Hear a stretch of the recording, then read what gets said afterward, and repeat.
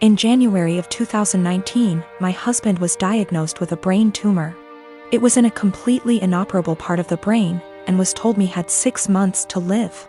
He stuck it out and died in October, 3 months longer than he was expected to. He was always positive, and decided a few weeks after his diagnosis that he would write letters for our daughters for significant events in their lives. My husband was my soulmate, and the past few months have been difficult knowing I've lost him. We have 2 daughters, Mia, who is 21, and Imogen, Imi, who is 19. All 3 of us have become a lot closer since their dad's death, and we've all really struggled. My husband and I were together since we were children. Got married when we were 18, and we were approaching our 20th wedding anniversary when he passed. In February of this year, Mia got married to a boy she's been with for about 6 years. I absolutely love her husband, and he's been incredibly supportive during all of our grief. My husband wrote a letter for Mia to open on her wedding day. It's worth noting that my daughters were unaware of these letters. It was my job to give them to our daughters. Her wedding day comes around and I just can't bring myself to give her the letter. I read it and just wanted to keep it to myself. I had his handwriting and his words, and it felt like he was there, and I couldn't bear the thought of giving that up yet. I was fully intending on giving her all the other letters as the events happened. Last week, Mia and her husband bought their first home together. They'd been living at our home since they got married, and so had a lot of stuff to pack and move to their new house. Mia asked me where her important documents were, passport, birth certificate, etc. So I told her they were in my top drawer of my dresser in my bedroom.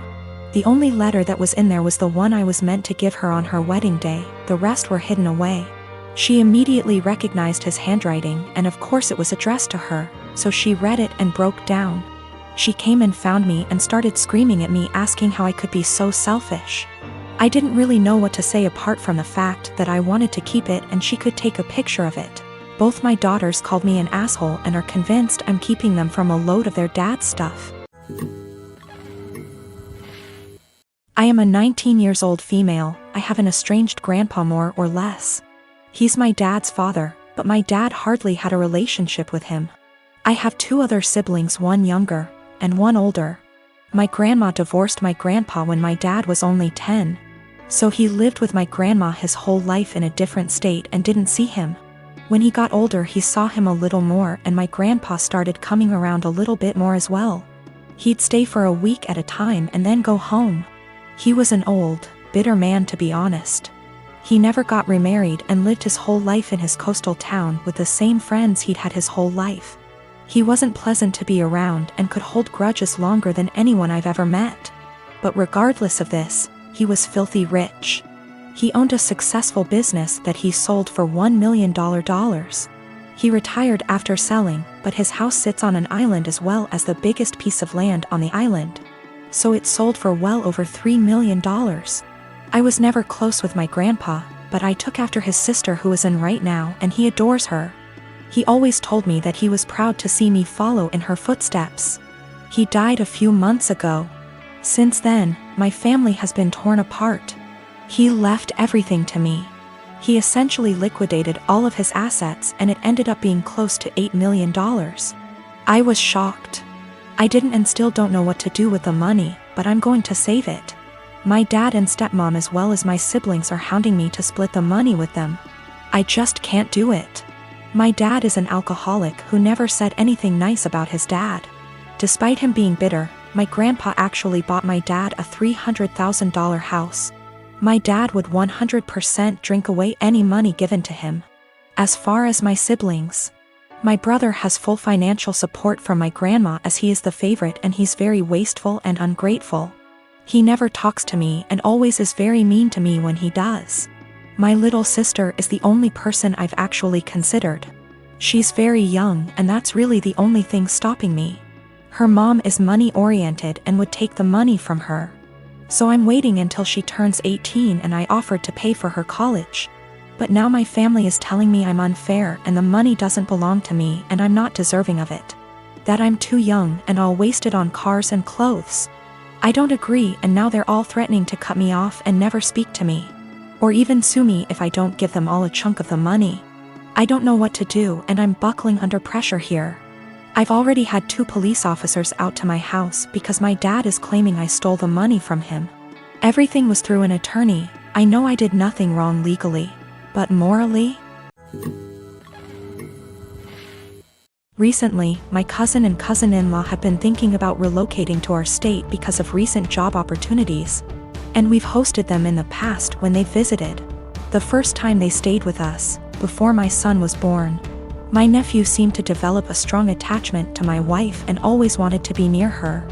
He drew a picture of a heart and picked some flowers from our yard and gave them to her before they left, saying he loved her. My wife thought this was sweet and gently handled his crush by telling him she would always love him as his aunt.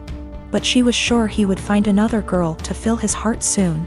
He told her no, she was his girlfriend. This weekend, they were staying with us again, and my nephew again wanted to be near my wife every chance he got. His mom and dad noticed and told him that because my wife now had to care for our son, she couldn't pay attention to him as much as before. He got upset telling us that she was his girlfriend and had a meltdown, which caused my son to start crying. When my wife got up to take our son to another room to calm him down, my nephew got up to follow and his dad had to forcibly restrain him from following them. I stood up to block the hallway into the separate room just in case he got away from his dad. Once they calmed him down, they apologized for his behavior and said they would keep better tabs on him. Here's the part where I may be the asshole. I told my cousins I didn't feel comfortable with my nephew being so possessive of my wife, and I know for sure she didn't. Especially since he seemed to be so jealous of our son. I told them I couldn't allow their son in our home until he learned to control himself and understand that my wife was not his girlfriend. I apologized but asked them to get a hotel room for the rest of their stay and not to visit us again unless they left my nephew behind with people they could trust and knew would care for him, while they searched for jobs in our state. They didn't say anything but looked saddened and went to the guest room with their son to pack up their bags. I guess they must have told my extended family what happened because my paternal grandmother called me this afternoon, telling me that I should have been more understanding and that I was wrong to ask them to leave. Am I the asshole? Technically, my cousin is my second cousin. My dad is an only child, so the cousin I refer to in my post is the son of my own dad's first cousin. My paternal grandmother and his paternal grandfather were siblings. I'm not sure if this is correct, but his autistic son would technically be my third cousin. The reason I refer to him as my nephew is because he's the generation after mine in our family tree, and it's less of a mouthful to refer to him as Cousin X removed. A lot of people have posted that it's not correct to refer to him as my nephew, but to be frank, I don't care. And my family's never followed this traditional genealogy nomenclature. Without being specific, in the western state I was born and grew up in, it's not uncommon to refer to even close, unrelated adults as uncles or aunts. I call him my nephew because my cousin and I were close, and I still hope to have a close relationship with him if at all possible. Though I don't know how after this situation. Some have asked if I was jealous of my nephew calling my wife his GF. The first time, I thought it was amusing and was surprised that he had any romantic notions towards anyone, let alone my wife. Remember, in my mind he's my nephew and I never thought of him as anything other than a large kid because of his developmental delays and normal, for him, childlike behavior. Regarding the situation that happened this weekend, I was only concerned for my wife and son's safety. I didn't know how he would react and followed my cousin's lead, but wasn't about to let him get near my wife and son once they left the room. I don't know what was said to my paternal grandmother, but I don't want to react in anger and want to talk to my cousin once we've both had time to process what happened and calmed down. I'm a professional ballet dancer for a living, but I also do some modeling in my spare time. Last weekend, I was doing a latex shoot. Before anybody says anything, it wasn't anything fetish-wise. It was just a shoot that called for wearing more uncommon types of fabrics. My outfit was a black full-body catsuit, so think of a skin-tight garment that covers from neck to toe, including gloves. If you've ever put on a wetsuit, then you can probably imagine how much of a pain it is. It's a pretty in-depth process that involves lots of baby powder, a lot of sweat, and some less than ladylike stances. Dressing usually takes anywhere from 20 to 25 minutes start to finish. I always dread it, but can't argue with the results. Anyway, my boyfriend was in my dressing room as I was getting changed. He doesn't always come along for shoots, but I needed him that day because my car is being repaired and we needed to go somewhere afterwards. His one kinda annoying thing is that he talks to me while I'm getting changed even though I very politely asked him to let me do it in peace. If I'm just putting on a dress or something less complicated, it's not a problem. But with latex, you have to concentrate, seriously. My facial expression is pretty similar to when I'm doing heavy leg presses or squats at the gym, so that the garment slips on correctly and, more importantly, you don't rip it. It's very easy to tear if you're not careful. And a full-body catsuit can cost upwards of $700 to $800 minimum.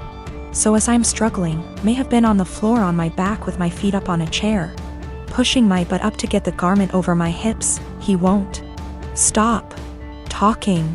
Come on, girl, you got this. Do you want help? I don't think you put on enough baby powder.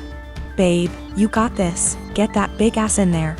And I politely asked him several times to just let me concentrate. He responds by saying, relax, I'm just trying to help, before patting me on the butt. I'd had enough.